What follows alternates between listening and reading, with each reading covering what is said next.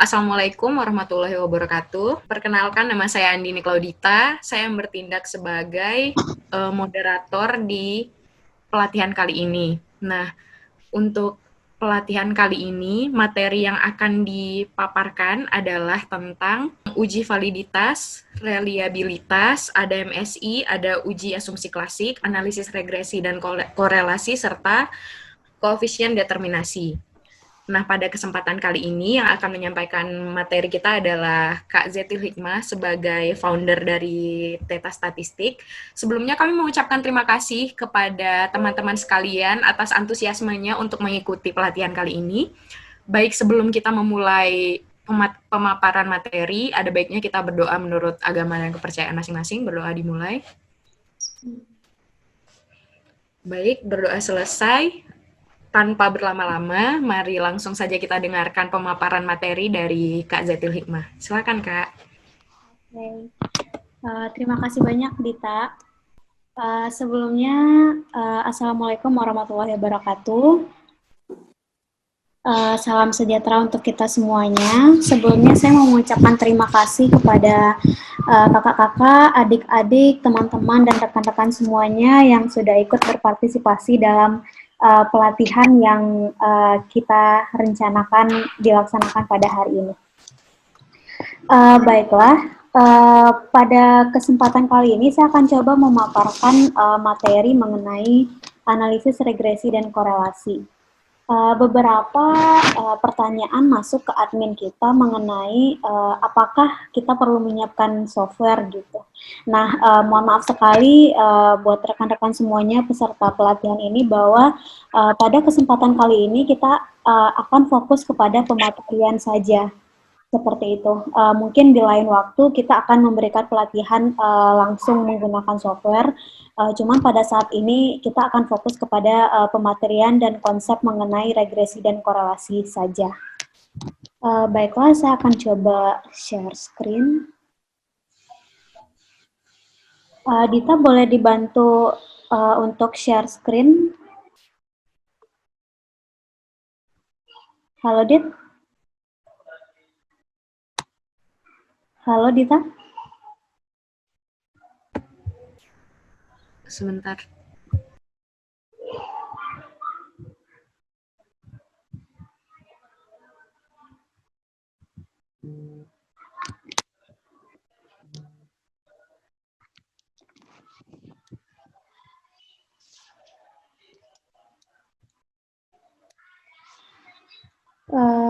Sebentar.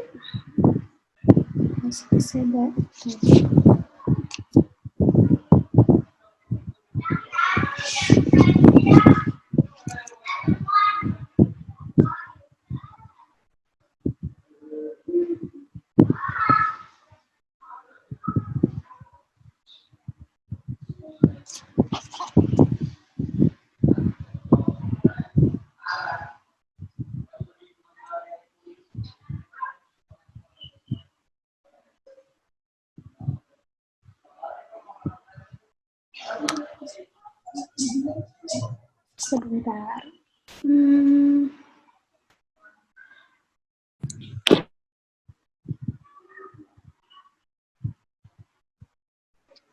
Baiklah, saya akan coba untuk share screen materi untuk hari ini.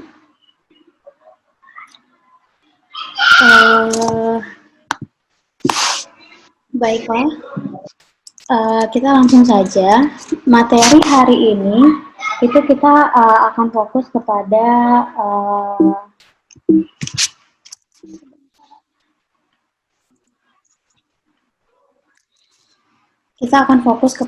analisis regresi, uji validitas dan reliabilitas, MSI, asumsi klasik, analisis korelasi, dan koefisien determinasi. Sebelumnya, saya tadi hampir lupa, saya mau memperkenalkan diri terlebih dahulu. Nama saya Zetil Hikmah, saya salah satu founder dari Theta Statistical Consulting. Baiklah, nanti mungkin saya akan sedikit menceritakan juga kenapa di sini kita muncul materi mengenai uji validitas, reliabilitas, dan method successive interval.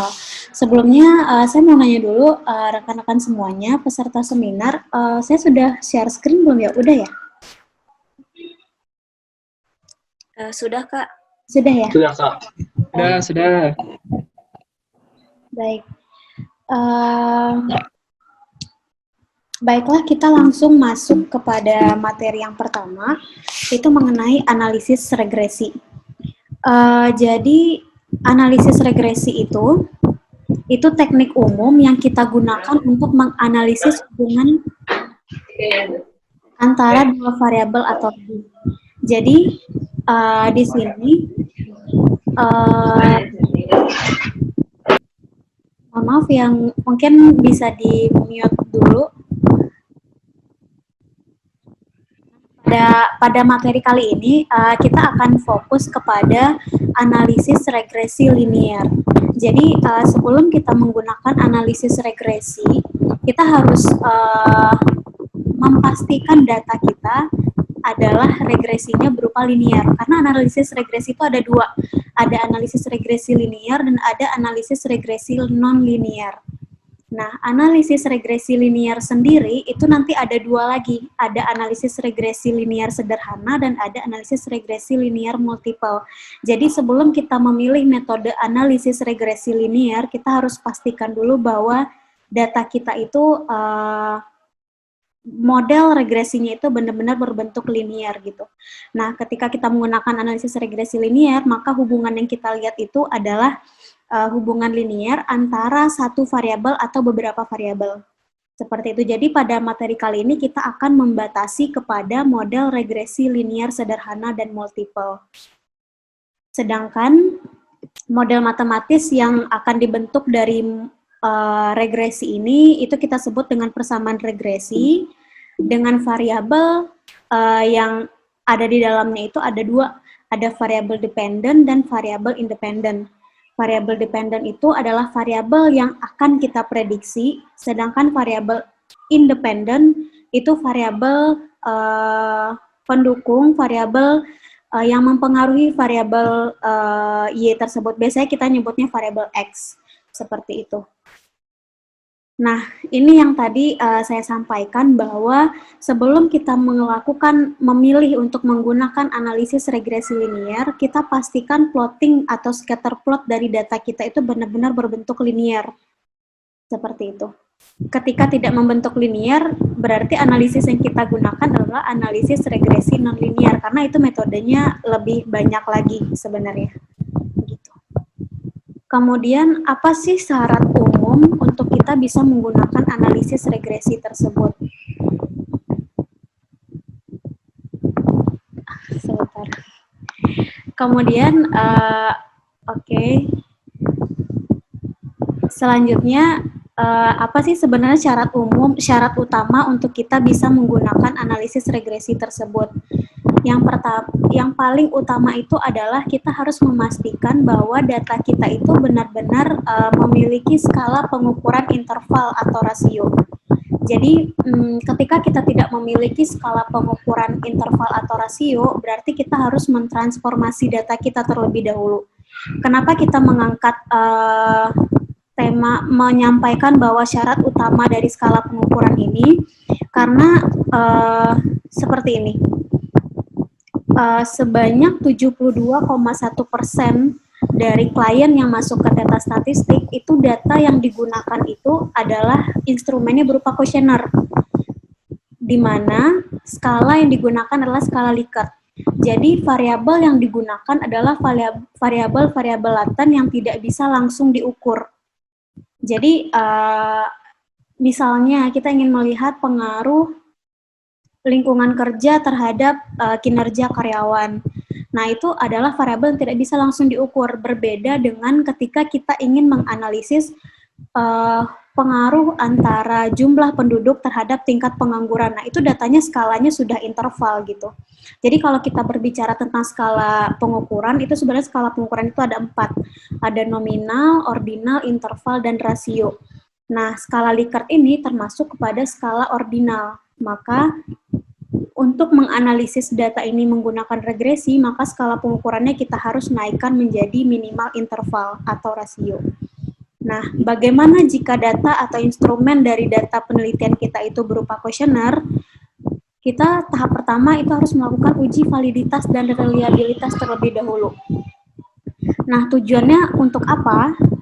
Tujuannya itu untuk memastikan bahwa item-item pertanyaan yang kita gunakan itu memang benar-benar mampu mengukur sebuah variabel tersebut. Jadi ketika kita sudah punya sebuah variabel itu biasanya kita turunkan menjadi beberapa dimensi. Nah, dimensi kita turunkan lagi menjadi indikator. Indikator itu yang kita jabarkan menjadi item-item pertanyaan. Nah, kenapa kita harus menguji validitas dan reliabilitasnya? Itu untuk memastikan bahwa data kita itu, item pertanyaan kita itu benar-benar mampu mengukur si variabel tersebut, mengingat variabel kita itu adalah variabel yang tidak bisa langsung diukur, seperti itu. Apa statistik uji yang kita gunakan? Itu kita menggunakan untuk uji validitasnya itu menggunakan korelasi Pearson, sedangkan untuk uji reliabilitasnya menggunakan Cronbach alpha. Mungkin nanti teman-teman atau peserta semuanya, rekan-rekan semuanya bisa menuliskan juga di kolom komen jika ada yang ingin ditanyakan gitu. Nanti kita akan buka sesi tanya jawab sekitar 25 menit terakhir. Jadi setelah kita melakukan uji validitas, ternyata ada item nih yang tidak valid gitu. Itu bagaimana? Ketika ada item yang tidak valid, maka item tersebut harus kita keluarkan dari data penelitian. Kemudian kita ujikan lagi validitasnya, seperti itu. Ketika semua item sudah valid, maka baru kita ujikan reliabilitasnya. Nah, bagaimana ketika data kita sudah valid dan reliable, apa yang harus kita lakukan? Selanjutnya itu, kita harus menaikkan skala pengukurannya menggunakan metode successive interval. Nah, jadi sebenarnya untuk MSI ini pendekatan perhitungannya itu lebih kepada distribusi normalitas. Jadi ada 7 tahapan untuk kita bisa menaikkan skala pengukuran dari skala ordinal ke interval. Tetapi dari beberapa klien yang masuk ke kita, ada juga yang berpendapat dari dosennya bahwa kita tidak perlu menaikkan skala pengukuran, cukup kita jumlahkan saja gitu.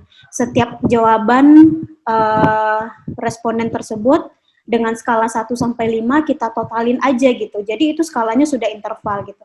Memang secara skala sudah interval, cuman kita tidak bisa menginterpretasikan itu seperti apa gitu. Bahkan itu tidak bisa digunakan untuk prediksi juga sebenarnya.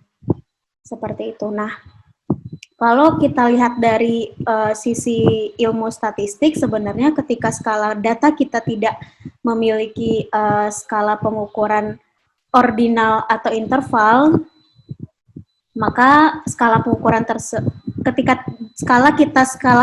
data kita skala pengukuran yang bukan interval atau rasio, maka skala pengukurannya harus kita naikkan terlebih dahulu. Nah, kalau di Theta statistik sendiri, ketika untuk kebutuhan klien, untuk menaikkan skala pengukuran itu kita menggunakan Stat97XLA, itu salah satu add-ons yang ada di Excel sebenarnya, jadi kita tidak menghitung manual gitu. Sekali lagi saya ingatkan mungkin kepada seluruh peserta, jika ingin ada yang ditanyakan, nanti bisa ditulis di kolom komentar dulu. Kemudian selanjutnya kita masuk ke uji asumsi. Jadi tadi itu khusus untuk case di mana ketika data kita itu instrumennya berupa kuesioner. Tapi ketika data kita skalanya sudah interval atau rasio, sebenarnya kalau menggunakan analisis regresi linear itu kita bisa langsung menggunakan uji asumsi seperti itu. Kita bisa langsung ujikan asumsinya. Nah, jadi ada 4 asumsi yang harus dipenuhi ketika kita menggunakan analisis regresi linear. Baik regresi linear sederhana maupun regresi linear berganda. Pertama itu uji asumsi normalitas. Uji asumsi normalitas itu sebenarnya kita mengharapkan residual atau error dari data kita itu berdistribusi normal. itu banyak sekali ada beberapa kesalahan yang menurut kami pemahaman mengenai normalitas itu sebenarnya normalitas yang kita ujikan itu sebenarnya bukan datanya, tetapi residualnya, errornya berdistribusi normal atau tidak gitu. Nah itu kita bisa lihat indikatornya melalui PP plot regression atau kita bisa ujikan menggunakan Kolmogorov-Smirnov gitu.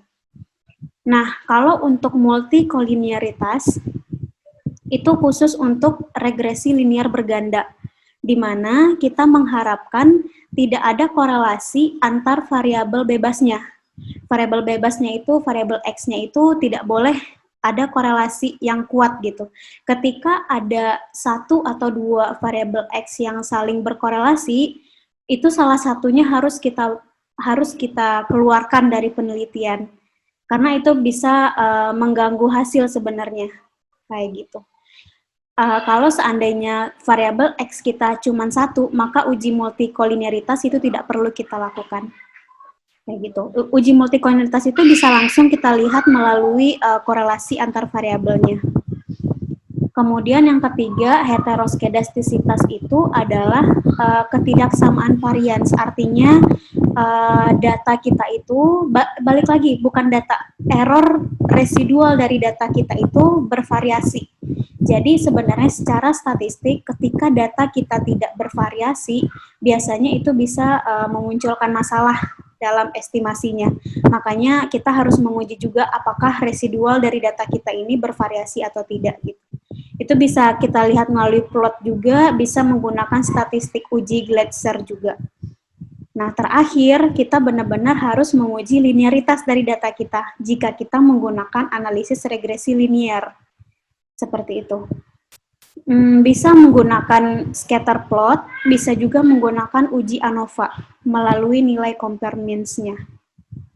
Itu untuk uji asumsi klasik. Kemudian kita masuk ke persamaan regresi. Di sini kebetulan saya mencontohkan persamaan regresi linear sederhana. Regresi linear sederhana di mana variabel X-nya ada satu, kemudian B ini koefisien regresi, dan Y topi itu adalah prediksi. Kemudian ketika kita sudah menggambarkan persamaan regresi linear, kita sudah dapat sebuah persamaan. Selanjutnya, apa yang harus kita lakukan? Sebenarnya balik lagi, tujuan dari penelitian biasanya ketika kita ada klien, hal pertama yang kita pertanyakan adalah tujuan dari penelitiannya seperti apa gitu.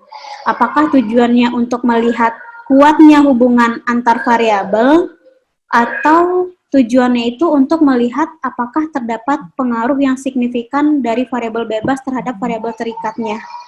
Ketika tujuannya ingin mengetahui apakah terdapat signifikansi dari variabel bebas terhadap variabel terikatnya, maka kita harus melakukan pengujian hipotesis.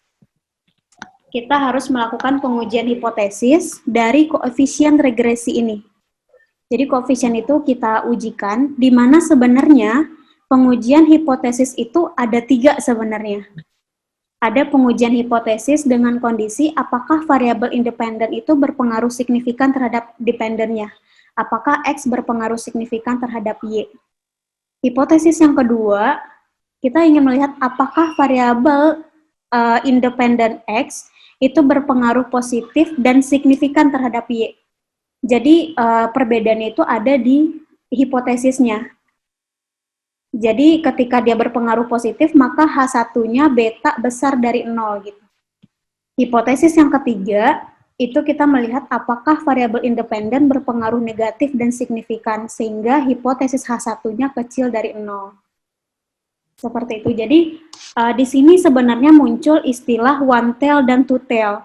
Jadi ketika kita menggunakan one tail, itu kita menggunakan hipotesis 1, di mana kita mengasumsikan pengaruh positif dan negatif itu kita lihat dari tanda plus atau minus di betanya saja. Seperti itu. Jadi ketika peneliti udah tahu dari persamaan regresi, oh ternyata dia berpengaruhnya negatif di sini. Ya sudah, kita gunakan saja hipotesis pertama untuk melihat signifikansi dari betanya. negatifnya tidak usah kita ujikan lagi. Nah, ada juga seperti itu sehingga menggunakan uji one tail gitu, cukup hipotesis pertama. Sebenarnya tergantung, sebenarnya nanti hasilnya akan sama juga sebenarnya. Ini akan berbeda di rumusan hipotesisnya saja. Kemudian ketika kita sudah sudah merumuskan hipotesisnya, selanjutnya apa yang harus kita lakukan? Kita harus menentukan nilai kritis atau tingkat signifikansi. Biasanya itu dilambangkan dengan alfa. Kita mau alfa 1%, 5%, atau 10%. Ini 3 kondisi yang biasanya digunakan oleh peneliti.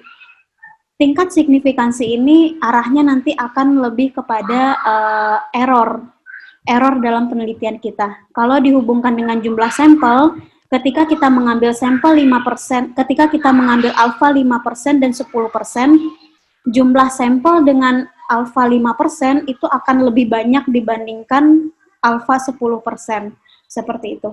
Jadi sebenarnya kan semakin banyak sampel, itu errornya akan semakin kecil gitu. Jadi pengaruh alfa itu lebih ke situ sebenarnya. Seperti itu. Kemudian setelah kita menentukan alfanya, kita tentukan statistik ujinya. Kalau hipotesis kita seperti ini, berarti kita menggunakan uji T. Kita menggunakan uji T untuk melihat pengaruh, melihat signifikansi pengaruh dari koefisien regresi terhadap Y. Kalau uji F nanti akan kita gunakan untuk ketepatan model. Seperti itu. Kemudian setelah kita menentukan statistik ujinya, kita menentukan kriteria ujinya. Apakah hipotesis 0 kita ditolak atau diterima. Nanti kita akan bahas lebih dalam mengenai pengujian hipotesis ini atau statistik uji ini. Lanjut kita membahas mengenai uji T dan uji F tadi. Jadi kalau uji T itu kita gunakan untuk mengetahui pengaruh variabel independen secara parsial. Jadi bedanya di sini kebetulan saya mengilustrasikan persamaan regresi ini adalah persamaan regresi sederhana. Jadi ketika kita menguji hipotesisnya, betanya juga ada 1. Jadi karena X-nya di sini ada 1, beta yang kita hipotesiskan juga ada 1.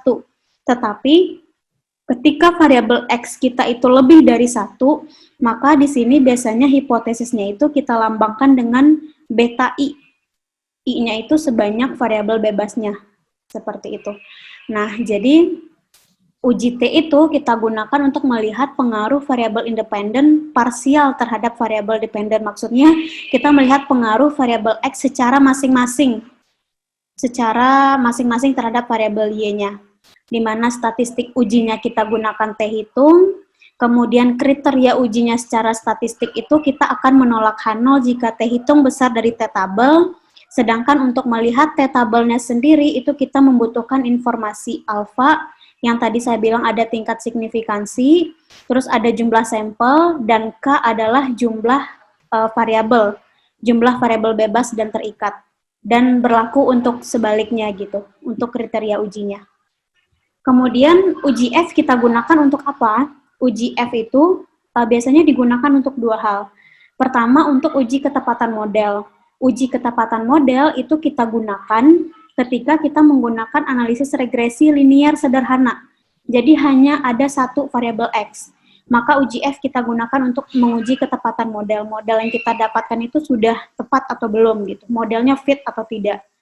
Atau ketika kita menggunakan analisis regresi linear berganda, uji F itu bisa kita gunakan untuk melakukan uji signifikansi koefisien regresi secara simultan. Secara nggak langsung sebenarnya itu menguji ketepatan model juga gitu.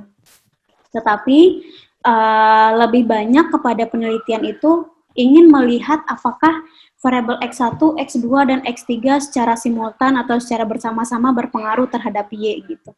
Secara nggak langsung itu ketepatan model juga, tetapi ketepatan model untuk regresi linear berganda gitu.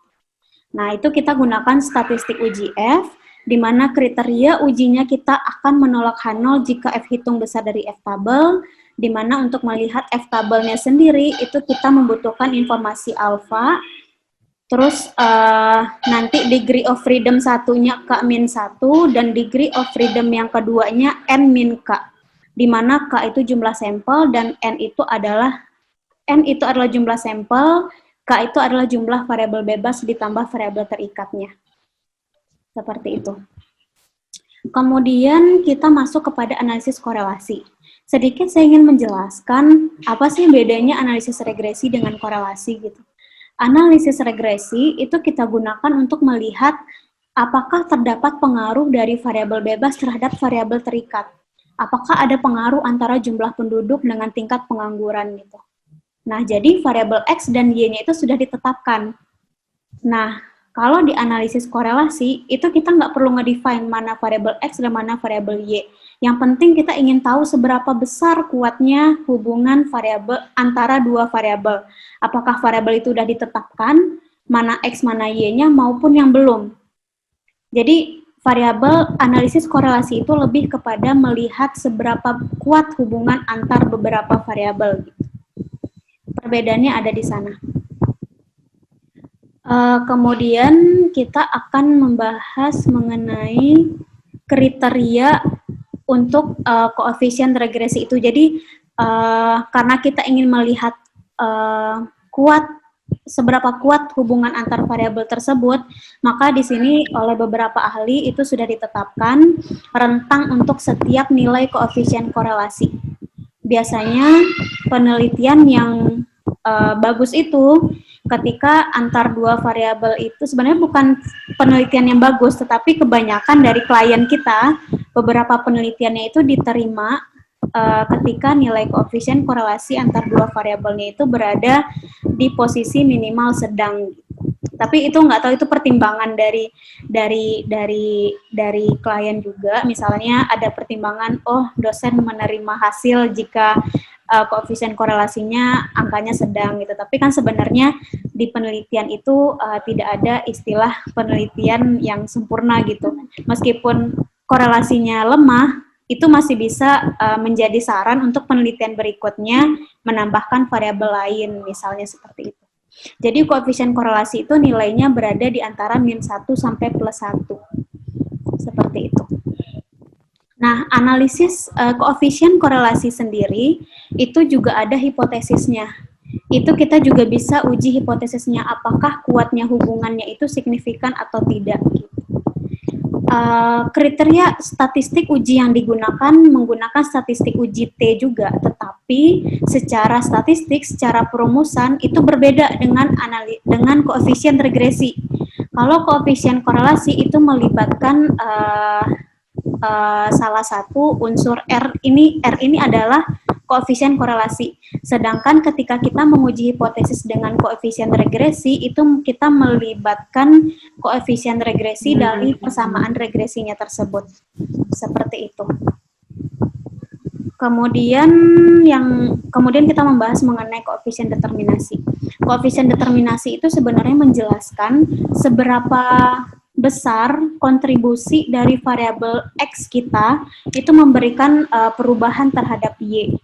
Semakin besar, semakin bagus, seperti itu. Tetapi ketika nilainya kecil, biasanya juga berpengaruh terhadap korelasinya. Biasanya kalau koefisien determinasinya kecil, biasanya korelasinya juga tidak terlalu besar gitu. Nah, jadi interpretasinya biasanya ketika kita punya koefisien determinasi 0,81, maka sebesar 81% dari variabel X itu dapat menjelaskan variabel Y. Sisanya dipengaruhi oleh variabel lain yang tidak kita masukkan ke dalam model. Seperti itu. Kalau boleh saya summary-kan, tahapan dalam analisis regresi secara umum, itu yang pertama kita membentuk dulu persamaan regresinya. Yang kedua, setelah persamaan regresi terbentuk, baik itu regresi linear sederhana maupun regresi linear berganda. Yang penting kita bentuk dulu persamaan regresinya. Yang kedua, kita uji apakah koefisien regresinya itu berpengaruh signifikan secara parsial atau tidak. Kalau tidak berpengaruh secara signifikan, variabel X-nya atau salah satu variabel X ada yang tidak berpengaruh signifikan, maka itu kita tidak boleh prediksi. Kita tidak boleh prediksi si variabel X itu. Kita hanya boleh menggunakan model dengan variabel X yang lain, yang signifikan. Kemudian, tahap ketiga, kita uji ketepatan model. atau kita uji signifikansi regresi secara simultan. Itu sebenarnya dua hal yang sama, cuman beda penyebutan aja sebenarnya. Dan terakhir kita menghitung nilai koefisien korelasinya dan koefisien determinasinya. Dan kalau memang dibutuhkan uji signifikansi koefisien korelasi, kita lakukan, tetapi kalau tidak, biasanya sampai dengan menghitung seberapa kuat hubungan antar dua variabel itu biasanya sudah cukup, seperti itu. Mungkin sekian materi dari saya. Kalau seandainya ada yang ingin ditanyakan, mungkin bisa langsung ditanyakan di chat.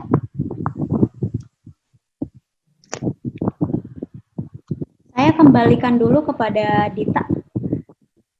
Oke, baik. Terima kasih kepada Kak Zebil yang telah menyampaikan materi pada malam ini. Nah, untuk para peserta, kita membuka sesi pertanyaan sampai pukul 8 kurang 5, itu untuk sesi pertanyaannya kita tutup. Nah, kali ini sudah ada 2 pertanyaan yang masuk. Saya bacakan ya, Kak. Untuk pertanyaan yang pertama, selamat malam, saya Dina. Saya ingin bertanya mengenai uji normalitas di SPSS. Apa perbedaan uji normalitas di menu Analyze SPSS yang bagian Explore dan di bagian non-parametrik? Nah, ini untuk mengenai SPSS, Kak. Silakan dijawab terlebih dahulu. Oke. Terima kasih Mbak Dina ya, Mbak Dina ya. Iya. Kalau untuk analisis di Explore itu kita menggunakan scatter plot biasanya. Kalau kita menggunakan yang tadi pertanyaan di Explore sama di satu lagi apa? Di Explore dan bagian non-parametrik. Oke, kalau di non-parametrik, itu statistik uji yang digunakan adalah Kolmogorov-Smirnov. Saya langsung jawab aja, nggak apa-apa ya? Iya, boleh. Langsung dijawab ya. Jadi kalau kita menguji di SPSS menggunakan non-parametrik, itu statistik uji yang digunakan adalah Kolmogorov-Smirnov. Itu kita langsung, yang kita uji adalah residual dari datanya. Tetapi ketika kita masuk dari Explore, itu biasanya yang dilihat itu adalah scatter plot dari datanya. Seperti itu. Dan statistik uji yang digunakan, kalaupun melakukan uji normalitas melalui Explore, itu lebih kepada statistik uji Shapiro-Wilks. Kalau saya nggak salah, itu namanya statistik ujinya Shapiro-Wilks. Perbedaannya di situ aja, perbedaan di nama statistik ujinya aja. Kayak gitu. Nah, kita masuk ke pertanyaan kedua dari Gustanti.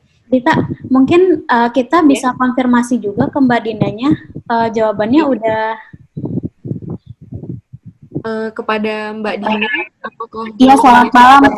Ya, saya kalau pakai yang Explore di SPSS itu soalnya pilihannya ada Shapiro-Wilks dan juga KS, Kolmogorov-Smirnov.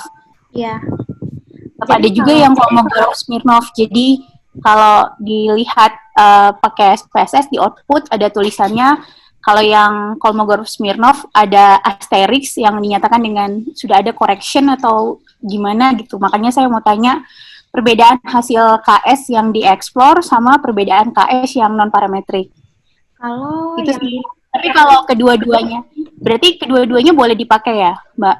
Kedua-duanya boleh dipakai, hanya saja dipastikan Mbak, bahwa data yang dimasukkan ke Explore dan yang dimasukkan ke non-parametrik Kolmogorov-Smirnov itu adalah standardized residualnya, bukan data aslinya. Oh ya, oke. Terima kasih. Mungkin boleh dijelasin nanti selanjutnya tentang standardized residual ya, Mbak? Iya. Jadi kita harus membentuk nilai residualnya dulu. Jadi ketika kita menguji normalitas data, itu yang kita uji adalah residualnya, bukan data mentahnya. Jadi di SPSS itu kita harus pastikan dulu bikin scatter plotnya, Z-pred S resid-nya itu, kemudian kita pilih unstandardized. Nah, nanti akan ada output residual, dan yang kita ujikan normalitasnya itu adalah residualnya. Seperti itu. Oke, makasih Mbak Zetil. Oke, sama-sama Mbak. Oke, berarti sudah terjawab ya Mbak Dina? Ya, sudah. Terima Oke, kasih. terima kasih. Nah, untuk pertanyaan kedua, apakah uji validitas dan reliabilitas harus dilakukan sebelum penelitian atau bisa dilakukan terhadap data penelitian yang telah didapat? Nah, selanjutnya uji ketepatan model maksudnya bagaimana ya? Kalau kita punya instrumen penelitian, itu kita tetap harus, kalau instrumen penelitian itu berupa kuesioner, itu tetap harus diujikan validitas dan reliabilitasnya. Mungkin saya ingin bertanya kembali kepada siapa, Dit, penanyanya, Dit? Kepada Mbak Eni. Oh, Mbak Eni. Di sini saya mau tanya ke Mbak Eni, maksudnya apakah di sini Mbak Eni menyebarkan kuesioner atau data itu sudah didapat dari penelitian terdahulu? Menyebarkan kuesioner. Oke, kalau seandainya kuesionernya disebarkan, Mbak, punten, itu tetap harus kita ujikan validitasnya. Validitas dan reliabilitasnya tetap wajib kita ujikan.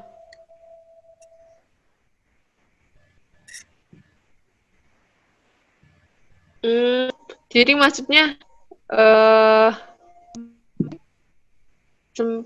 maksudnya saya kebetulan pengolahannya nggak pakai si, tapi pakai apa namanya SEM. SEM tahu kan ya, Mbak ya?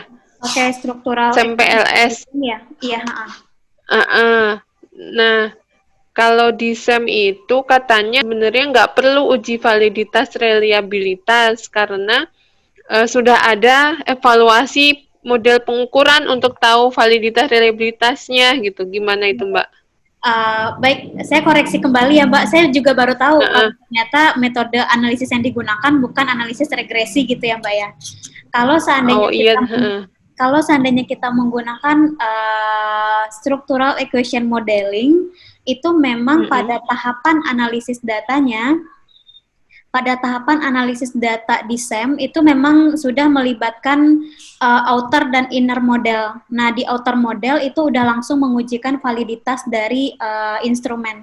Jadi sebenarnya itu menguji validitas juga, dan konsepnya juga sama. Itu kita mengkorelasikan setiap item pertanyaan dengan skor totalnya, tetapi pada tahapannya itu memang berbeda. Maksudnya software yang digunakan pun akan berbeda dengan SEM. Jadi kalau ditanya apakah perlu uji validitas dan reliabilitas, uji validitas tetap perlu dilakukan, tetapi tahapannya berbeda dengan analisis regresi. Seperti itu, Mbak. Makasih, Mbak. Terus satu lagi tadi. Uji ketepatan model. Kalau untuk ketepatan model, baik analisis regresi maupun structural equation modeling, itu uji ketepatan modelnya itu menggunakan uji F statistik. Itu maksudnya seperti apa? Maksudnya itu model kita itu sudah cocok atau belum. Ketika kita bilang sudah cocok, itu biasanya pendukungnya itu koefisien determinasinya tadi itu, Mbak. Jadi ketika model kita fit, itu biasanya diiringi oleh nilai koefisien determinasi yang besar. Biasanya seperti itu. Terima kasih. Enggak, saya kira ketepatan model itu tadinya cuma ada di SEM, saya baru ternyata di regresi juga yang R-square itu disebut uji ketepatan model juga ya, dengan secara simultan gitu ya. Ya, secara simultan itu ketepatan model. Kenapa kenapa di analisis regresi dengan satu variabel dia disebutnya bukan simultan? Karena dia variabelnya cuma satu X saja gitu. Jadi agak aneh ketika disebut secara simultan, padahal X-nya cuma satu, seperti itu, Mbak. Kayak gitu sih. Jadi ketepatan model itu, uji F itu sama aja sebenarnya. Di regresi ada, di SEM juga ada. Ya. Makasih Mbak Zetil. Ya, sama-sama Mbak. Oke. Berarti sudah terjawab ya Mbak ini? Ya, baik sudah. Ya, makasih Dita. Ya, terima kasih juga Mbak Eni. Nah, banyak pengetahuan baru yang kita dapat ya. Kita masuk ke pertanyaan selanjutnya dari Mbak Ana Lutfiana. Pertanyaannya adalah, saya ingin bertanya untuk data cross-section, apakah penyebab data tidak berdistribusi normal dan bagaimana cara mengatasinya? Data cross-section itu biasanya menggunakan analisis regresi data panel, biasanya seperti itu. Yang bertanya boleh, ini Dit, saya boleh nanya kembali Dit, atas nama... Oke, silakan kepada Mbak Ana. Ya, Mbak. Saya yang bertanya. Iya, untuk datanya, apakah metode analisisnya menggunakan regresi data panel? Itu datanya data primer. Data primer, metode analisisnya menggunakan analisis regresi. Ya, regresi berganda. Oke, kalau seandainya data tersebut tidak berdistribusi normal, salah satu yang kita lakukan adalah melakukan transformasi data. Salah satu transformasi data yang paling umum dilakukan adalah dengan melogaritmakan variabel independennya. Oh, jadi variabel yang independennya di-log-kan gitu ya? Variabel y-nya kita logaritmakan, Bu.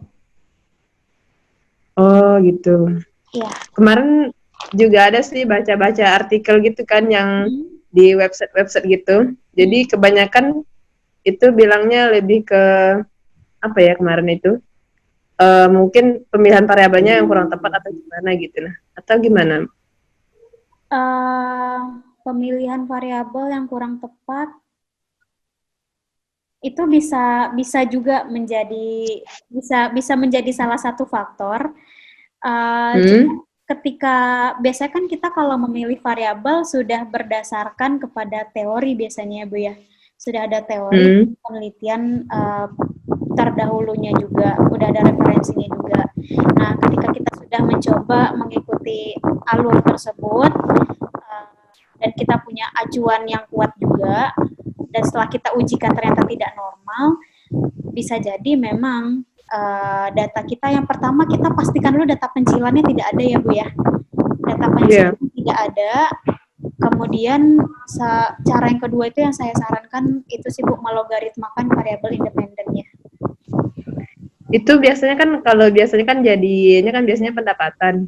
Itu karena rank pendapatannya terlalu tinggi, jarak antara pendapatan satu dengan yang lainnya terlalu tinggi, itu yang menyebabkan tidak berdistribusi normal gitu ya?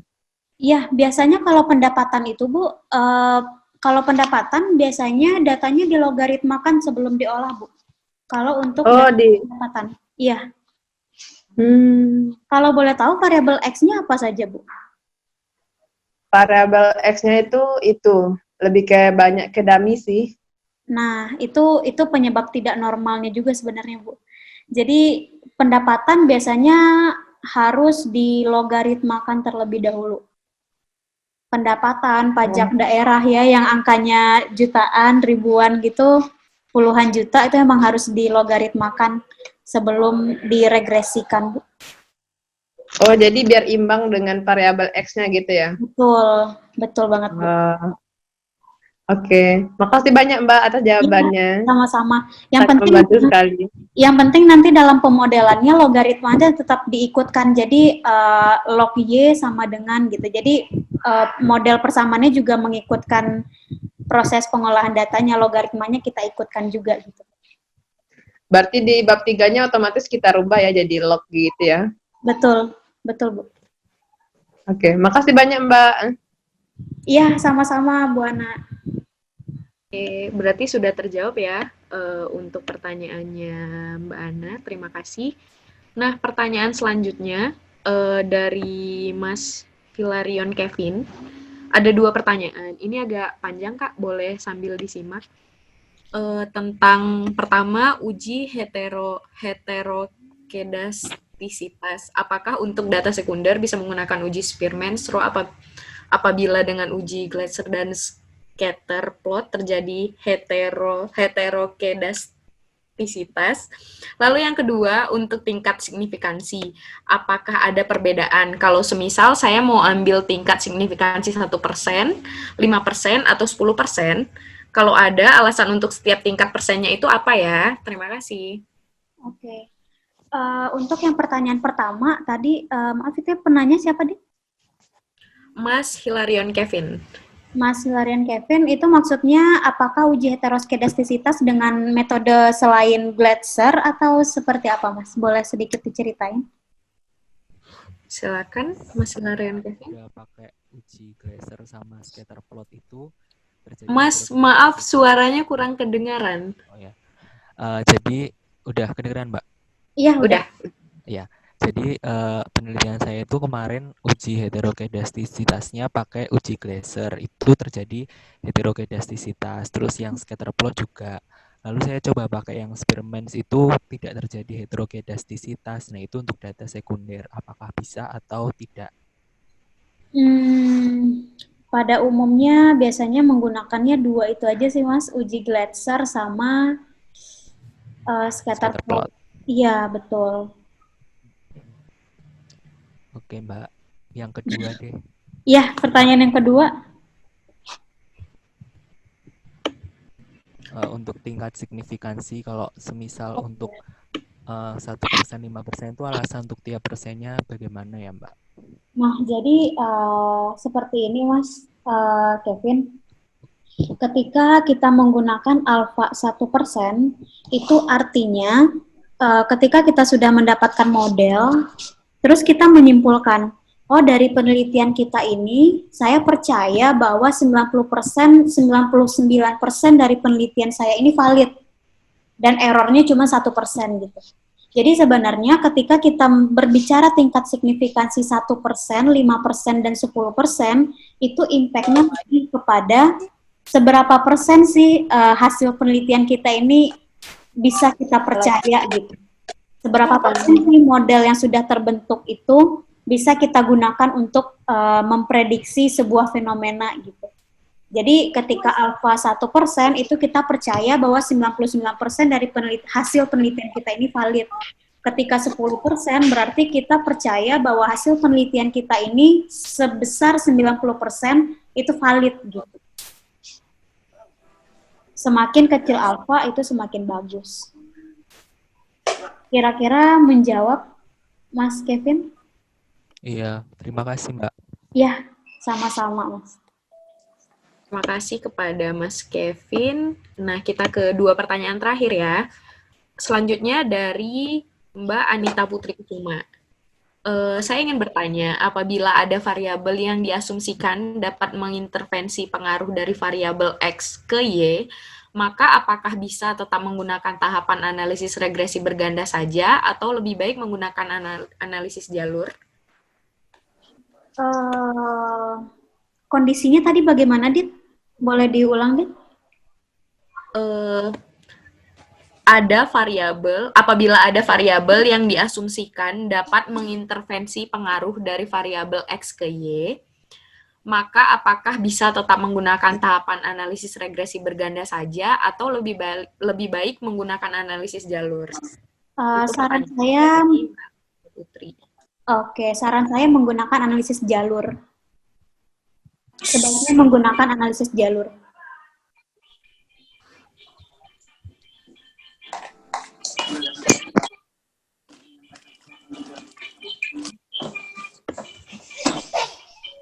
Kepada Mbak Anita, apakah sudah terjawab ataukah butuh penjelasan lebih? Oh iya Kak, aku masih ini sih agak kurang ngerti kenapa lebih baik menggunakan analisis jalur aja. Sebenarnya kemarin pas aku cari-cari juga itu ada langkah di analisis jalur, kalau nggak salah ada langkah ini ya, Sobel test. Nah, apakah di situ yang membedakan analisis regresi berganda dengan analisis jalur atau bagaimana ya detailnya? Kalau sebenarnya itu menggunakan analisis jalur atau tidak menggunakan analisis jalur, ketika kita menggunakan analisis jalur, itu kita bisa tahu kontribusi dari variabel intervensinya itu berapa persen gitu. Ketika persentasenya besar, itu lebih baik menggunakan analisis jalur sebenarnya. Sobel test itu memang salah satu syarat juga yang kita gunakan. Ketika menggunakan analisis jalur itu memang wajib kita gunakan. Tetapi ketika kita tidak menggunakan, misal anggap kita menggunakan analisis regresi berganda, itu kita jadi banyak informasi yang sebenarnya itu bisa kita explore, tetapi dengan analisis regresi berganda itu kita tidak bisa tahu gitu, Mbak. Oh, oke. Ya, sudah cukup segitu aja. Ya, makasih Kak. Iya, sama-sama. Terima kasih kepada Mbak. Lalu, Oke, kita ke pertanyaan terakhir. Saya dari Kak Fuja Fresti. Saya mau bertanya, itu materi hipotesis variabel independennya 1 dan variabel independennya juga 1. Kalau misalkan variabel X1-nya dan Y-nya lebih dari 1, gimana, Kak? Model hipotesisnya berbeda apa sama, Kak? Nah, jadi model analisis regresi linear itu ada 3. Yang pertama, kondisinya ketika variabel X kita hanya ada 1 dan Y kita ada 1, itu disebutnya analisis regresi linear sederhana. Ketika variabel X kita ada lebih dari 1 dan Y kita hanya ada 1, itu disebutnya analisis regresi linear berganda. Perumusan hipotesisnya sama. Hanya saja ketika berganda itu ada penambahan, seperti yang tadi saya bilang, ada penambahan di beta I-nya, di mana I-nya itu adalah sebanyak jumlah variabel bebasnya. Ketika X kita lebih dari 1 dan Y kita lebih dari 1, maka itu kita menggunakan analisis regresi multivariat. Nah, yang multivariat ini biasanya analisis regresi linear, analisis regresi multivariat itu hipotesisnya berbeda lagi. Hipotesisnya berbeda. Interpretasi. Terima kasih Kak. Betul. Ya, sama-sama Mbak. Tapi nanti selain pengujian hipotesis, pemodelan itu juga akan berbeda. Biasanya. Pemodelan berbeda, hipotesis juga berbeda. Kayak gitu. Oke Kak. Oke. Ya, berarti. Oke, terima kasih Kak Puja. Nah, Kak Puja tadi mengakhiri sesi tanya jawab kita kali ini dan juga mengakhiri sesi 1 dari pelatihan ini karena kita memiliki 2 sesi yang akan berlangsung di jam 8 nanti. Nah, untuk teman-teman bagi yang ingin menyalurkan pikirannya atau testimoni dan lain-lain, boleh tulis di kolom komentar. Dan juga follow akun Teta Statistik karena kita akan mengadakan pelatihan di materi statistik dan penelitian kuantitatif ini di setiap bulan. Jadi agar tidak ketinggalan informasi, silakan follow Instagram kami.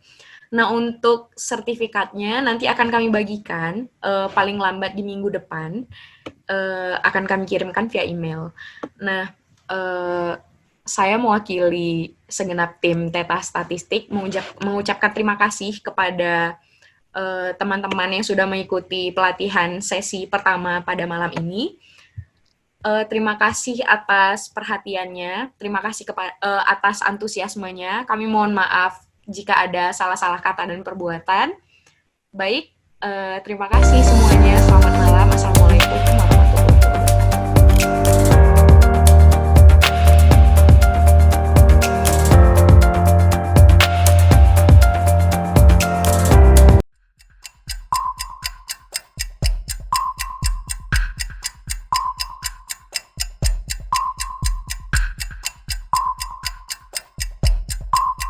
Terima kasih kepada teman-teman semua atas antusiasmenya untuk mengikuti pelatihan kali ini, pelatihan statistik kali ini.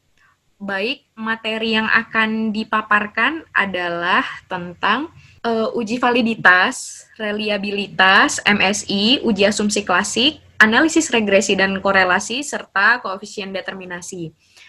Nah, perkenalkan, nama saya Andini Claudita, bisa dipanggil Dita, yang bertindak sebagai moderator pada malam kali ini, pada sesi 2 kali ini. Nah, untuk memulai pelatihan kali ini, sebelum kita mulainya, mari kita berdoa menurut agama dan kepercayaan masing-masing. Berdoa dimulai. Nah, baik. Untuk pemaparan materi akan dipaparkan oleh Kak Zetil Hikmah selaku founder dari Teta Statistik. Nah, pemaparan materi ini akan berlangsung selama 30 menit. Nah, 30 menitnya lagi akan berisi tentang pertanyaan-pertanyaan dari peserta. Nah, untuk dimulai dari sekarang, peserta sudah boleh untuk mengetikkan pertanyaannya di kolom chat kita. Nah, tanpa berlama-lama, langsung saja kepada Kak Zetil, silahkan untuk menyampaikan materinya. Baik, terima kasih Dita. Sebelumnya saya ingin mengucapkan terima kasih kepada kakak-kakak, teman-teman, adik-adik, dan rekan-rekan semuanya yang sudah ikut berpartisipasi dalam kegiatan yang kita rencanakan ini dan alhamdulillah terlaksana pada hari ini. Baiklah, langsung saja kita masuk kepada materi hari ini di sesi kedua. Sebelumnya kita ada beberapa pertanyaan dari klien kita. Apakah kita harus menyiapkan software untuk running data atau tidak? Kami mohon maaf yang sebesar-besarnya sebelumnya bahwa untuk pelatihan kali ini kita akan fokus kepada pematerian saja mengenai analisis regresi dan korelasi dari sisi objektifnya itu terhadap keilmuan statistik. Kenapa kita bilang seperti itu? Karena beberapa klien yang masuk ke kita itu banyak pendapat mengenai analisis regresi ini yang berbeda-beda. Di samping mereka mendapat masukan dari dosen, klien kita dapat masukan dari dosen, jadi pemahaman mengenai analisis regresi dan korelasi ini menurut kami tidak lagi sesuai dengan kaidah secara ilmu statistik. Seperti itu. Langsung saja kita akan membahas mengenai. Jadi di sini nanti kita akan ada beberapa materi seperti yang tadi disampaikan Dita, itu ada analisis regresi, uji validitas dan reliabilitas, ada metode successive interval, asumsi klasik, analisis korelasi, dan koefisien determinasi. Nah, nanti kita juga akan menjelaskan kenapa di sini perlu dilakukan uji validitas dan proses menaikkan skala pengukuran data. Pertama, analisis regresi itu adalah teknik umum yang digunakan untuk menganalisis hubungan antara dua atau lebih variabel. Jadi, ketika kita menggunakan satu variabel bebas dengan satu variabel terikat, maka itu menggunakan analisis regresi linier sederhana. Tetapi ketika variabel bebas kita lebih dari satu, ketika variabel bebas kita lebih dari satu dengan satu variabel terikat, maka itu disebutnya analisis regresi linier berganda. Sebelumnya, saya ingin menekankan kepada teman-teman dan rekan-rekan semuanya, ketika kita memilih untuk menggunakan analisis regresi, hal pertama yang harus kita pastikan adalah data kita itu, scatter plotnya itu berbentuk linier. Jadi analisis regresi itu tidak hanya analisis regresi linier, tapi ada analisis regresi non-linier. Nah, jadi sebelum menggunakan analisis regresi linier, perlu dipastikan bahwa plotting dari data kita, variabel X dan Y-nya itu berbentuk linier. Nah, sedangkan untuk persamaan atau model matematis yang menjelaskan beberapa variabel tersebut, itu disebutnya persamaan regresi, dengan menggunakan variabel yang tadi saya sebutkan, ada variabel dependent dan variabel independent. Dan yang pasti, plotting dari data kita itu harus linear jika kita menggunakan analisis regresi linear. Karena ketika dia non-linear, itu metode untuk pengolahan datanya lebih banyak lagi. Ada analisis regresi logistik, nah ada macam-macam. Yang pasti untuk menggunakan analisis regresi linear dipastikan bahwa scatter plot dari data kita itu berbentuk linear, baik positif maupun negatif. Kemudian apa sih syarat utama untuk kita bisa menggunakan analisis regresi tersebut? Syarat utamanya adalah skala pengukuran kita minimal harus interval atau rasio. Jadi, di dalam statistik itu ada 4 skala pengukuran data. Ada nominal, ordinal, interval, dan rasio. Jadi, keempat-empatnya itu adalah tingkatan dari sebuah data. Tingkatan dari skala pengukuran. Jadi, bagaimana kalau seandainya data kita itu skala pengukurannya bukan berupa interval atau rasio? Nah, kenapa kita mengangkat topik ini? Karena 72,1% dari total klien yang masuk ke Teta Statistik, itu instrumen penelitian yang digunakan itu berupa kuesioner, di mana skala pengukuran yang digunakan adalah skala Likert. Skala Likert ini biasanya disebut juga dengan skala pengukuran ordinal. Biasanya responden disuruh menjawab dengan sangat baik, tidak baik, netral, sangat tidak baik, atau sangat setuju, tidak setuju, gitu. Nah, jadi skala 1-5 itu menunjukkan tingkatan, maka itu disebut juga dengan skala Likert. Nah, biasanya ini digunakan untuk menganalisis data. Biasanya itu digunakan untuk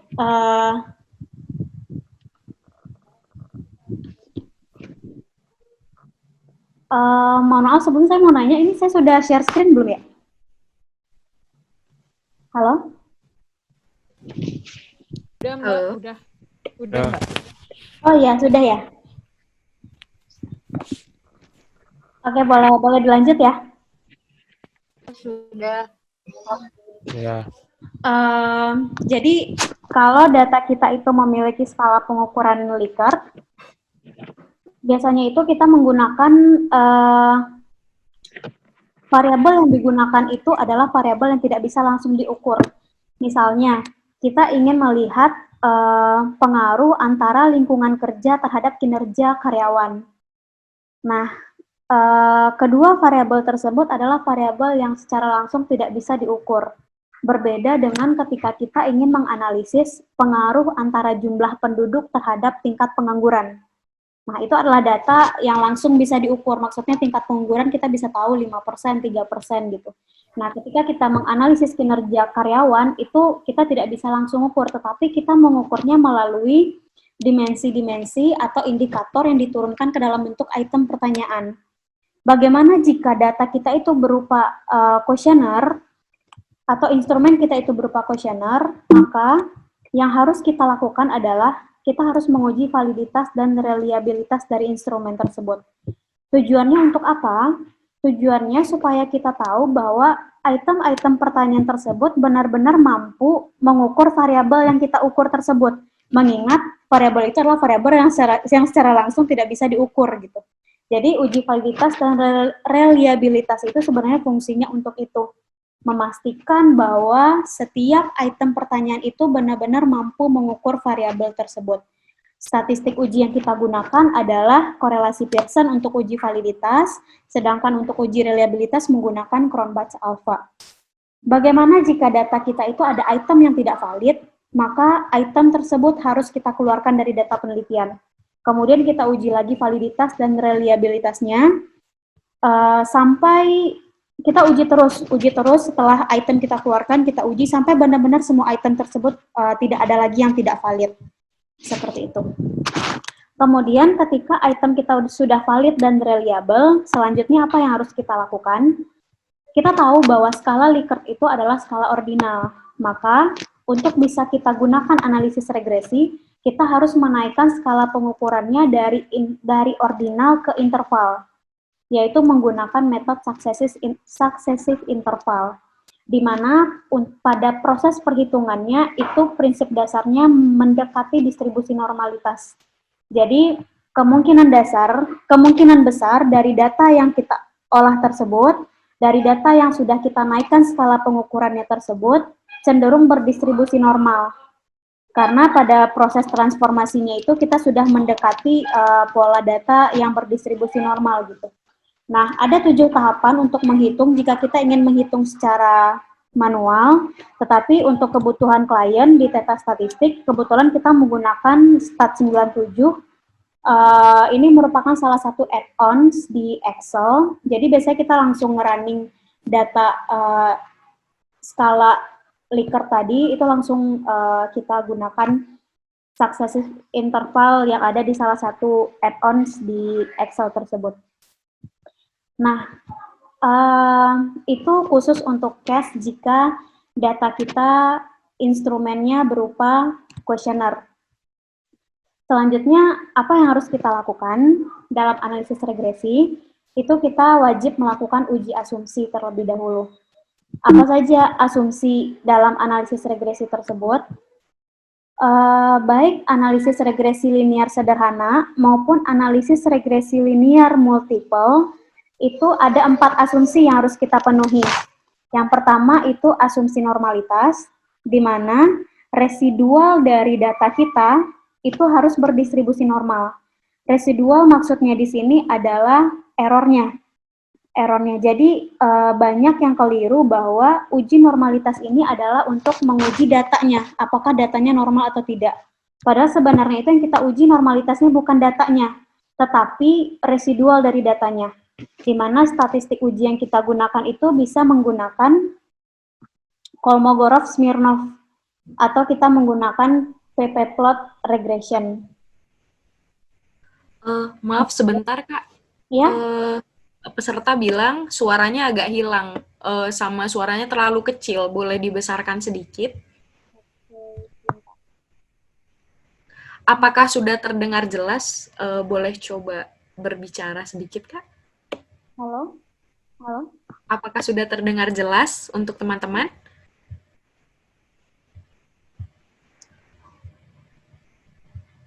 Bagaimana dia? Apakah suaranya sudah terdengar jelas, teman-teman peserta? Udah. Oh, Yang lain bagaimana?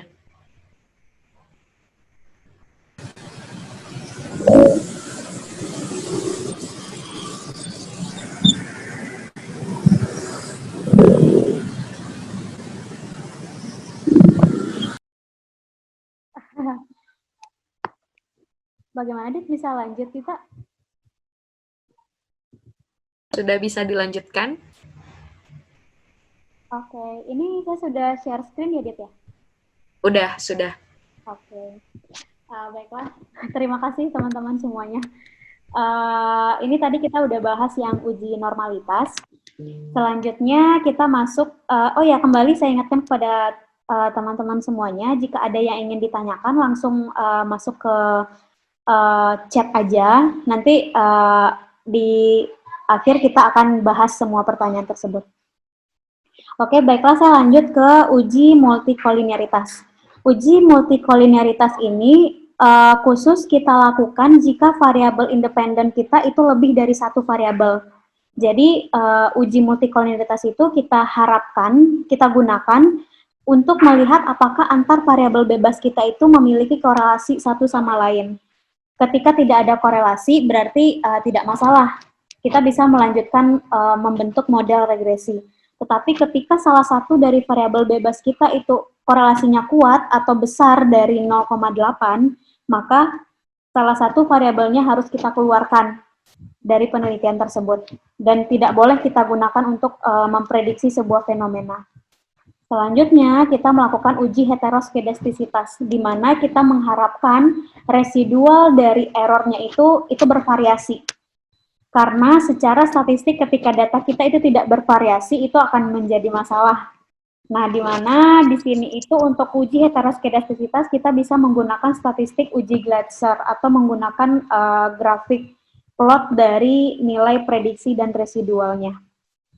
Terakhir, karena kita di sini melakukan analisis regresi linear, kita perlu menguji linearitasnya.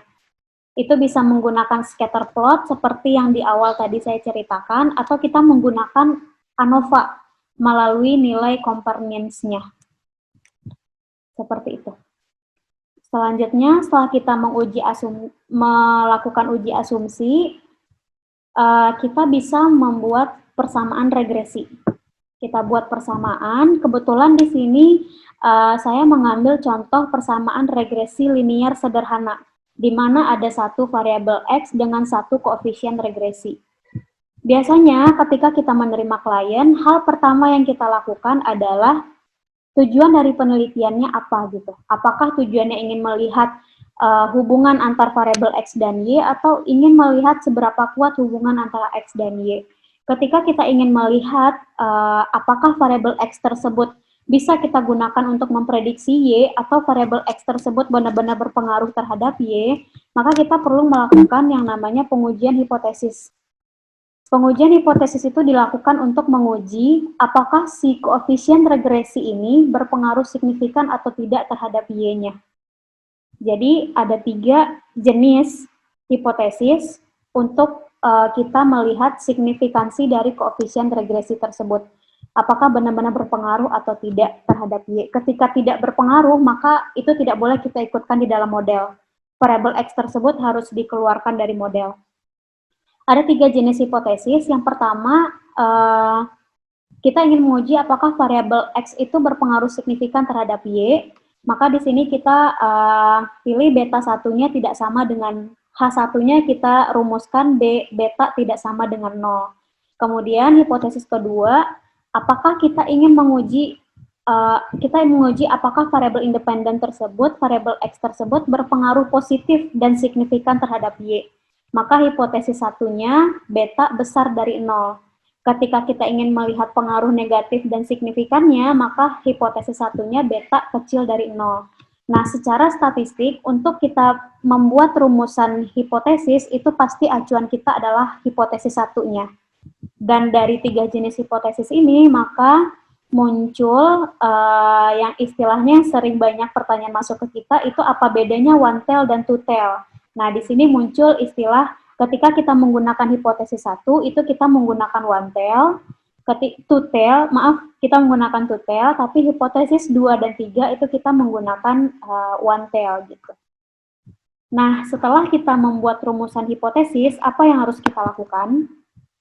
Pertama, kita harus menentukan nilai kritis atau tingkat signifikansi. Biasanya disebut alfa, dilambangkan alfa 1%, 5%, atau 10%. Ini kebetulan 3 buah alfa yang paling banyak, yang sering digunakan, yang dipakai peneliti dalam penelitiannya. Pengaruhnya kemana? Pengaruh ini nanti bisa berpengaruh terhadap jumlah sampel kita, berpengaruh juga terhadap error yang kita berikan. Ketika misalnya saya ambil contoh alfanya itu 10%, berarti nanti kesimpulannya itu ketika kita sudah mendapatkan sebuah model prediksi, maka kita bisa simpulkan bahwa 90% dari penelitian saya ini dapat dipercaya gitu. Errornya 10%. Nah, bahasa mudahnya seperti itu gitu. Nah, selanjutnya setelah kita menentukan tingkat signifikansinya, kita tentukan statistik ujinya. Jika kita ingin menguji signifikansi dari koefisien regresi, maka kita menggunakan statistik uji T. Tetapi uji F ini nanti akan kita gunakan untuk melihat apakah model kita sudah fit atau belum. Nah, setelah kita tentukan statistik uji, kemudian kita menentukan kriteria uji. Apakah hipotesis 1 kita ditolak atau diterima gitu. Sedikit saya akan menjelaskan mengenai uji P dan uji F. Mengenai hipotesis tadi, kebetulan saya menggambarkan kondisi jika variabel X-nya hanya 1. Bagaimana jika variabel X-nya lebih dari 1, maka di hipotesis 1 kita cuma menambahkan di bagian beta ini, kita tambahkan beta I, di mana I-nya itu adalah sebanyak variabel bebasnya. Lebih kurang seperti itu. Jadi sebenarnya ketika kita menggunakan analisis regresi linear sederhana maupun berganda, itu koefisien regresi yang kita gunakan, itu pengujian hipotesis koefisien regresinya itu sama saja. Tinggal kita menambahkan informasinya saja, variabel bebasnya ada berapa gitu. Untuk uji T sendiri, itu kita gunakan untuk melihat pengaruh variabel X terhadap Y secara parsial. Jika variabel X kita hanya ada 1, ya kita hanya menguji 1 kali saja. Tetapi ketika variabel X kita lebih dari 1, maka kita harus menguji sebanyak variabel X tersebut. Jadi kita uji satu-satu. Nah, itu menggunakan statistik uji T, di mana kriteria ujinya adalah kita akan menolak H0 jika T hitungnya besar dari T tabel. Di mana T tabel itu yang tadi kita membutuhkan tingkat signifikansi atau alfanya berapa, jumlah sampel kita berapa dilambangkan dengan N, dan K itu adalah jumlah variabel bebas dan variabel terikat kita. X dan Y itu jumlahnya ada berapa. Nah, ini untuk uji T. Untuk uji F, itu digunakan untuk uji ketepatan model. Biasanya, di poin 1 dan 2 ini, itu sebenarnya dua hal yang sama. Sebenarnya dua-duanya itu uji ketepatan model juga. Tetapi, banyak yang menggunakan diistilahkan berbeda gitu. Uji ketepatan model digunakan ketika variabel X kita hanya satu gitu. Jadi, kita gunakan uji F itu untuk ketepatan model. Tetapi ketika X kita lebih dari 1, maka digunakan untuk uji signifikansi koefisien regresi secara simultan. Artinya, kita ingin menguji apakah si variabel X1, X2, sampai dengan Xn itu berpengaruh secara signifikan, secara bersama-sama terhadap Y gitu. Padahal sebenarnya itu kita juga nguji ketepatan model gitu. Jadi perbedaannya itu hanya beda kondisinya saja, apakah variabel X kita 1 atau variabel X kita lebih dari 1 gitu. Nah, itu kita menggunakan statistik uji F. Sebenarnya itu sama saja. Nah, kriteria ujinya seperti apa? Kita tolak H0 jika F hitung besar dari F tabel, di mana F tabel itu kita lihat berdasarkan nilai tingkat signifikansi, jumlah variabel X dan Y, beserta jumlah sampel kita. Selanjutnya, setelah kita melakukan uji hipotesis terhadap koefisien regresi, kita melakukan analisis korelasi. Nah, sebelumnya saya ingin menjelaskan sedikit perbedaan antara regresi dan korelasi ini. Analisis regresi itu kita gunakan jika kita ingin melihat hubungan antar dua variabel. Apakah hubungan tersebut positif atau negatif, dan koefisien regresinya signifikan atau tidak. Yang paling penting, analisis regresi, kita jelas variabel X-nya apa, variabel Y-nya apa. Analisis korelasi itu tidak perlu menjelaskan mana variabel X dan Y. Yang penting, kita ingin tahu seberapa kuat hubungan antar dua variabel tersebut. Seperti itu. Jadi perbedaan mendasar antara analisis regresi dan korelasi lebih kurang seperti itu.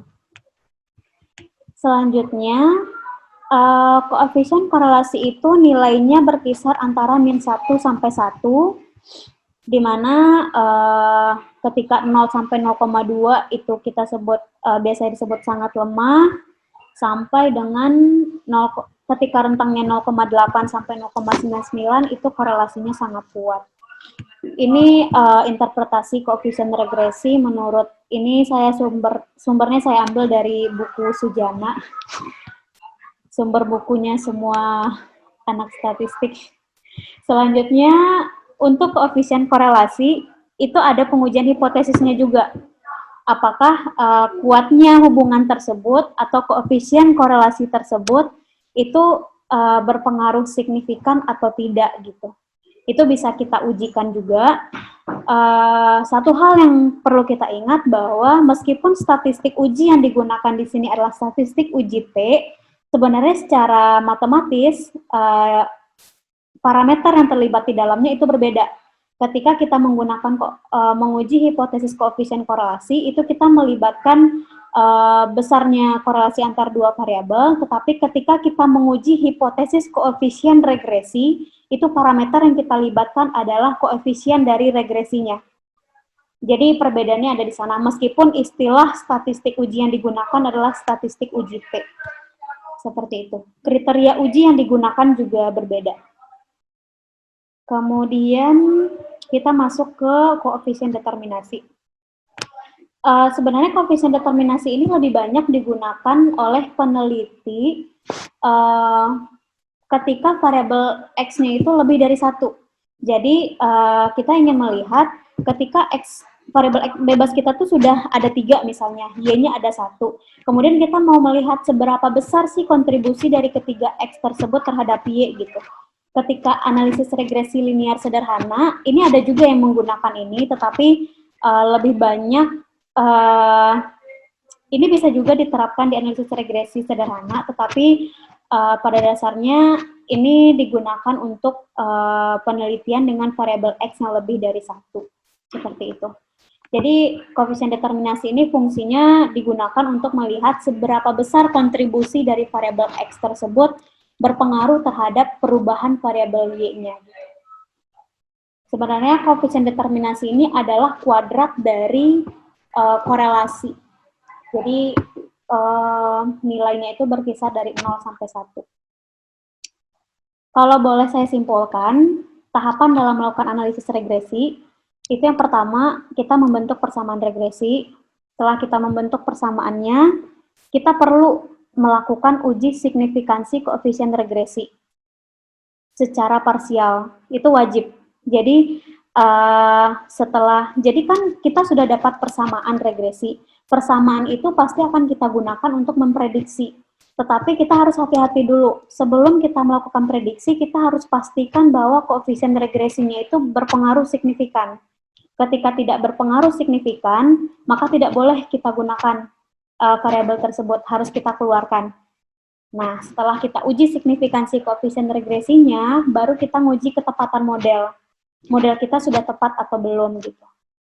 Atau istilah lainnya, uji signifikansi secara simultan jika variabel X kita lebih dari 1. Nah, terakhir baru kita lihat, tadi kan kita udah lihat variabelnya, kita sudah bentuk persamaan regresinya. Kita sudah tahu apakah dia berpengaruh positif atau negatif, apakah berpengaruh signifikan atau tidak. Terakhir kita bisa lihat di tahap keempat, seberapa kuat sih hubungan antara X dan Y tersebut gitu. Dan seberapa besar kontribusi dari X tersebut bisa mempengaruhi perubahan pada Y tersebut gitu. Secara umum seperti ini tahapan analisis regresi. Selanjutnya, terima kasih atas perhatian dari peserta semuanya. Saya kembalikan kepada Dita untuk kita masuk ke sesi tanya jawab. Baik, terima kasih kepada Kak Zetil yang sudah menyampaikan materinya. Nah, kita langsung saja ke sesi tanya jawab. Nah, ini sudah ada beberapa pertanyaan yang masuk. Dan bagi teman-teman peserta yang ingin menyampaikan pertanyaannya, boleh langsung ketik di Zoom chat kita, nanti saya akan bacakan. Nah, untuk pertanyaan pertama, Kak, dari Kak Serapin Anggita. Apakah penelitian harus bebas dari heteroskedasitas dan autokorelasi? Apabila heteroskedasitas terhadap variabel, apakah metode yang digunakan harus diganti? Itu pertanyaan pertama untuk Kak Zetil. Apakah kita harus menguji heteroskedastisitas dan autokorelasi? Jika data kita berupa data time series, itu wajib melakukan uji autokorelasi. Tetapi, ketika data kita tidak berupa data time series, tidak melibatkan waktu, itu kita tidak perlu melakukan uji autokorelasi. Tetapi, untuk analisis regresi linear sederhana maupun multiple, itu heteroskedastisitas wajib kita ujikan. Karena itu berpengaruh terhadap variasi dari data. Jadi statistik itu memang sangat sensitif terhadap data yang bervariasi atau tidak. Gitu. Oke, untuk Kak Anggita, apakah sudah terjawab pertanyaannya? Halo Kak Anggita? Halo? Kak Anggita? Tidak ada jawaban dari Kak Anggitanya, tapi masih ada satu pertanyaan dari Kak Anggitanya. Ya. Apakah perbedaan uji Glatzer dan uji Park? Langsung dijawab aja kali. Uji Glatzer dan uji Park itu sebenarnya sama aja. Itu kita sama-sama menghitung nilai absolut dari errornya. Ketika kita menggunakan uji Park maupun uji Glatzer untuk heteroskedastisitas, itu hasilnya pasti akan sama. Kesimpulan yang didapatkan pasti akan sama. Seperti itu. Mungkin ada tanggapan dari yang Mbak Anggita, boleh suaranya Mbak Anggita nggak kedengeran? Nggak ada suaranya. Halo Mbak. Halo, nah ini udah jelas. Boleh silakan. Kalau misalnya ada heteroskedasitas nih dalam penelitian saya, berarti itu ujinya harus diganti atau tidak ya? Misalnya saya pakainya uji Gleiser itu. Nah, tapi ditemukan heteroskedasitas dalam penelitian saya, apakah ujinya harus diganti? Ujinya tidak perlu diganti, Mbak, karena mau menggunakan statistik uji apapun, itu hasilnya akan sama, baik Park atau Gleiser. Salah satu untuk mengatasi heteroskedastisitas itu datanya yang kita transformasi. Dan variabel independennya itu kita logaritmakan. Oh, di logaritma. Nah, berarti kalau datanya sudah di logaritma tapi hasilnya tetap tidak bebas dari heteroskedasitas, bagaimana ya, Kak?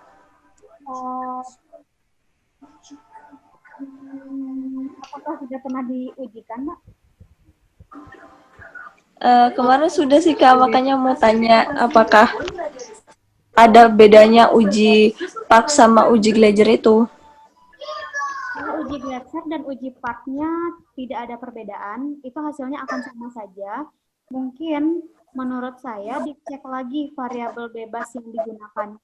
Variabel X yang digunakan itu sudah tepat juga atau belum gitu. Karena kan heteroskedastisitas itu hubungannya, korelasinya lebih kepada residual dari errornya.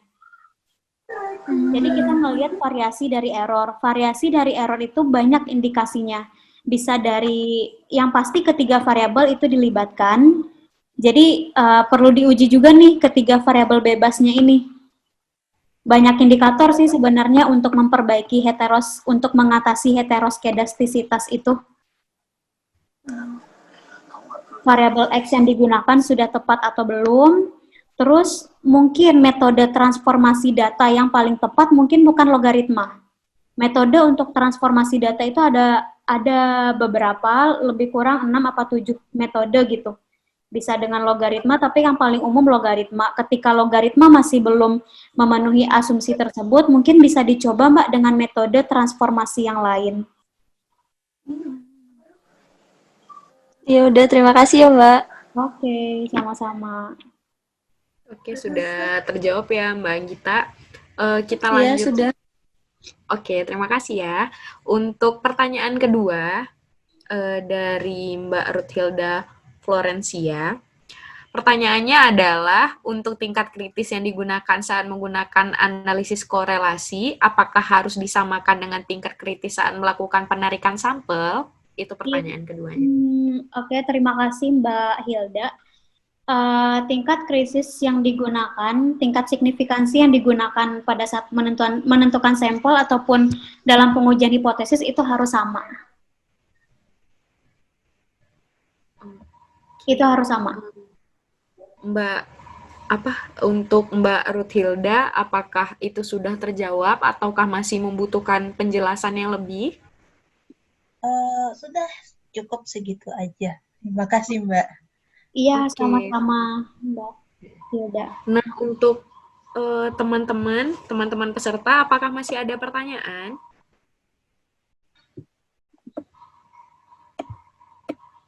Kita tunggu pertanyaan ya. Apakah masih ada pertanyaan atau pemateri yang bertanya?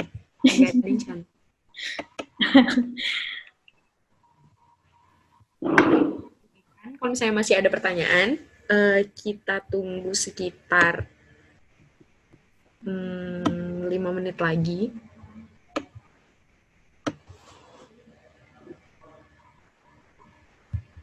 Silahkan.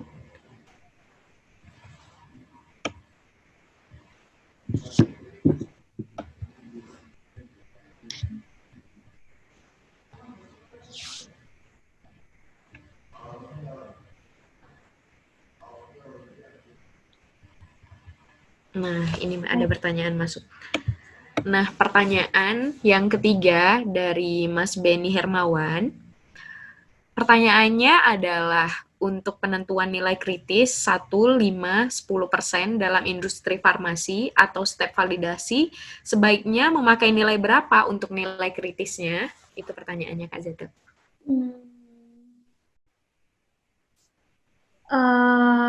Ini khusus untuk industri farmasi ya. Untuk step validasi, biasanya nih ya, tapi saya tidak bisa memastikan juga ini betul atau tidak, tapi kebanyakan itu menggunakan alfa 5%. Itu tingkat signifikansinya 5%. Cuman harus dikaji juga sih ketika kita menggunakan alfa 1%, 5%, atau 10%, itu kita harus melihat kondisi dari data kita juga. Populasinya ada berapa banyak, sampelnya ada berapa banyak, itu juga bisa menjadi pertimbangan kita dalam menentukan tingkat signifikansi juga. Seperti itu. Oke, kepada Mas Beni Hermawan, apakah sudah terjawab ataukah masih ada yang ingin ditanyakan kembali? Iya, ada pertanyaan lagi tambahan, boleh ya? Iya, boleh. Iya, boleh. Kan? Ya, mohon maaf, karena memang saya tipik dari industri farmasi. Untuk penentuan ya dengan populasi yang sangat begitu banyak dalam proses produksi industri farmasi yang bisa datanya itu jutaan lah ya.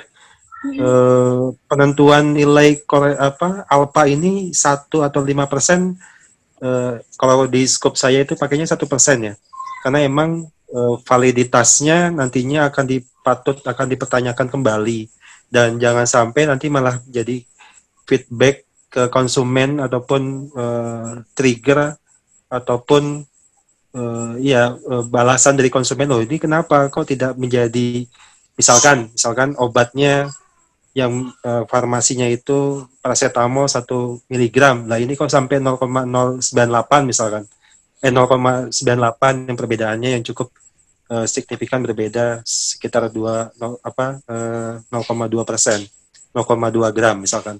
Nah, validitas yang terus bersifat kontinuitas ini, kita butuh sampai berapa banyakkah yang tadi jutaan ataupun ribuan data yang sudah kita dapatkan, dan sehingga nilai validitasnya atau nilai alpanya tidak melebihi 1% yang tadi, dan bagaimana menjaganya, begitu Bu Zilda, mohon maaf, Teh Zetil ya, mohon maaf.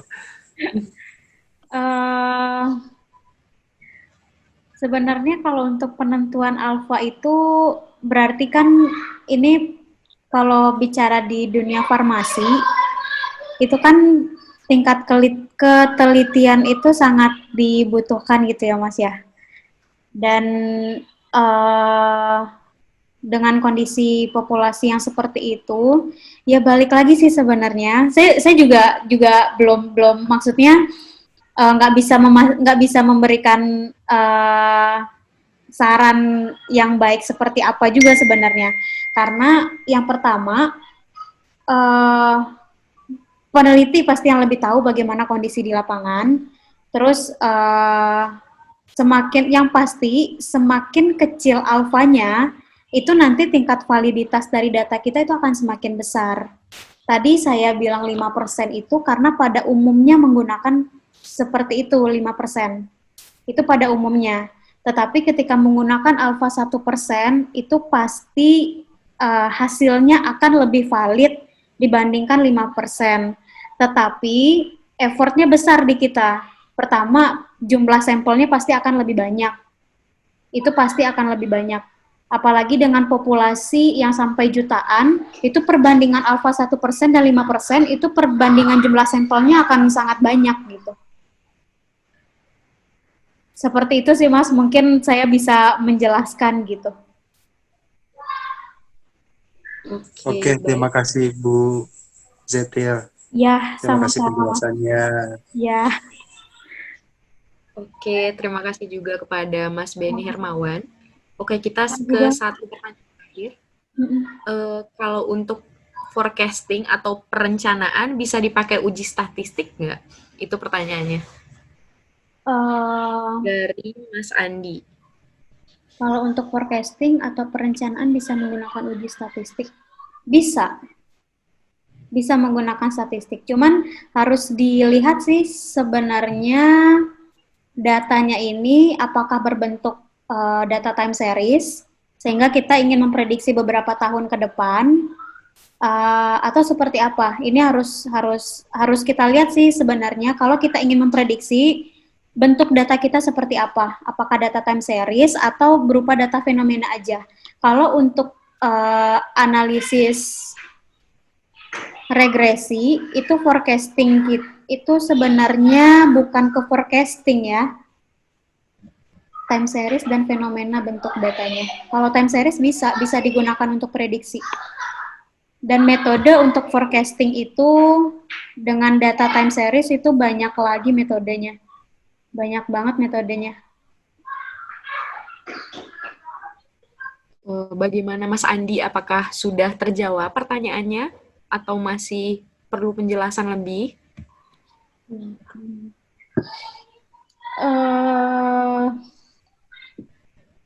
Boleh kelas khusus. Kelas khusus, Dit. Datanya kelas.